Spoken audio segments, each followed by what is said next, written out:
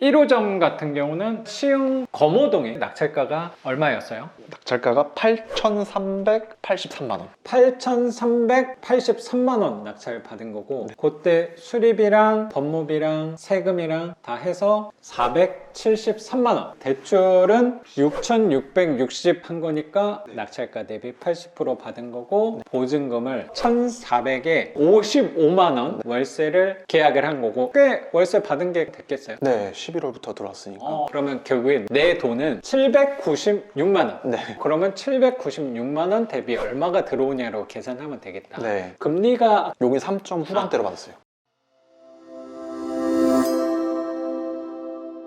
그러면 낙찰받은 지 꽤 돼서 명도에 대한 기억은 희미해졌을 수도 있을 것 같긴 한데, 네. 여기 명도는 빈집이었나? 빈집이었는데 SGI였나? 서울 보증 고물건이어갖고 빈집인 줄 알았어요. 근데 채무자가 왔다 갔다 하더라고요. 포스트잇 붙여놓고 채무자랑 연락해서 비밀번호 받고, 오히려 SGI 그쪽이랑 연락하는 게 더 힘들었어요. 우리도 모른다, 채무자 연락이 돼야 된다 이러고, SGI 말고 허그건은 잔금 치르니까 바로 알려주더라고요. 근데 여기는 또 그게 아니더라고요. 어떻게 해야 되나 했는데 채무자분이 어떻게 연락이 와갖고 이사비를 달라고 하려나 하고 처음엔 좀 의심의 끈을 놓지 않은 상태에서 통화를 했었거든요. 근데 나중에 해보니까 이분이 비밀번호를 그냥 알려주시려고 그랬더라고요. 다시 전화를 드려갖고, 이제 짐 다 빼시고 하신 거면은 비밀번호 알려줄 수 있냐 그랬더니 흔쾌히 알려주셔갖고 그렇게 끝났습니다. 전화로. 그리고 갈 때 저 누수 있다고 알려주시고.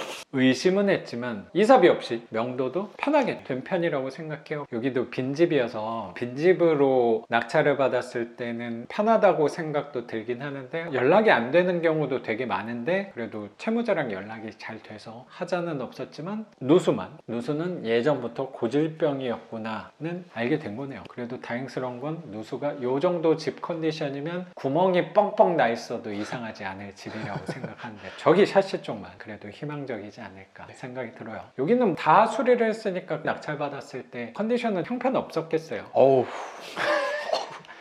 1,300, 1,400만 원 정도 썼으니까 밝다라는 느낌이 들 건데, 그래도 인테리어는 그런 집을 수리했을 때가 하는 맛이 좀 있는 것 같아요. 맞아요. 진짜 선생님 수업 때 그 예술이라고 생각하신다는 게, 저도 이걸 하고 나니까 검호동에 임대로 되게만 해주세요 사장님이 알아듣고 해준 것보다 돈을 많이 썼으니까 기분이 좋은 걸 수도 있는데, 너무 좋더라고요. 막 확실히 그게 인테리어는 바뀌니까. 돈값을 하는구나 라고 생각이 좀 드는 것 같아요. 저 누수만 잘 해결하면 편안하게 월세 받을 집이라고 생각이 드는 것 같아요. 그러니까 그 얘기가 나왔으니까 검호동 집이라고 얘기를 하셔서, 선생님이 이 물건을 받을 때 같은 날 두 채를 받은 거긴 한데, 저분은 편하게 낙찰을 한꺼번에 두 채를 받았다라고 생각을 혹시 하는 분들 계실까봐, 기억을 해보니까 이거 낙찰 받기 전에 폐차를 꽤 그럼요. 많이 한 걸로 기억이 갑자기 나네. 네, 10번 넘게 했죠. 그날 또 이 물건 할 때는 이게 이 물건 단독이었습니다. 단독으로 될 건 아니었다고 생각이 좀 드는데, 그리고 그 물건도 좋은 가격에, 1호점 같은 경우는 시흥 검호동의 낙찰가가 얼마였어요?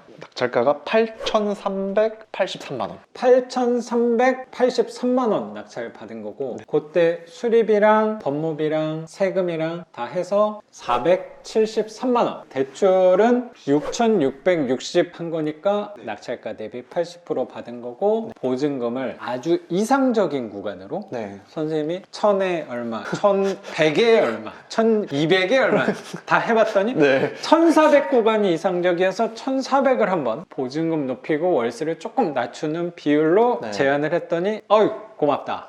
1,400에 55만 원 월세를 계약을 한 거고, 꽤 월세 받은 게 됐겠어요? 네, 11월부터 들어왔으니까. 그러면 결국에 내 돈은 796만 원.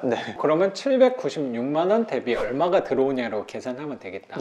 금리가 여기 3점 후반대로 받았어요. 금리가 엄청 싸네. 3% 후반대로 받아서 한 달 이자가 27만 원인데, 아까 농협 어플에서 실제로 원금하고 이자 나간 거 보니까 29만 얼마였는데 30만 원 넉넉히 잡으면 결국에 수익률은 25만 원에 12개월 곱한 거를 나누기 796만 원 하면 수익률은 37.68%.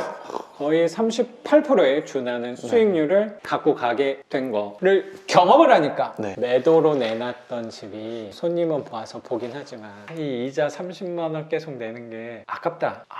저기서 2, 30만 원은 갖고 올 수 있는데 괜히 내가 욕심 부리는 건 아닌가 라는 생각도 들었을 수 있을 거라고 생각도 들어요. 그 경험을 하니까 이 방향이 잘 나한테 맞지 않을까를 생각하는 거 아닌가 네. 라고 생각도 드는 것 같아요. 그러면 선생님에 관해서 좀 여쭤볼게요. 네. 선생님은 공직에 한 10년 정도 계셨다고 했는데 네. 언제부터 투자에 관심을 갖게 된 거예요? 회사에 대한 자부심도 그리고 적성도 어느 정도 잘 맞다고 저는 느껴지긴 했거든요. 근데 왜 투자를 해야겠다고 생각하신 거예요?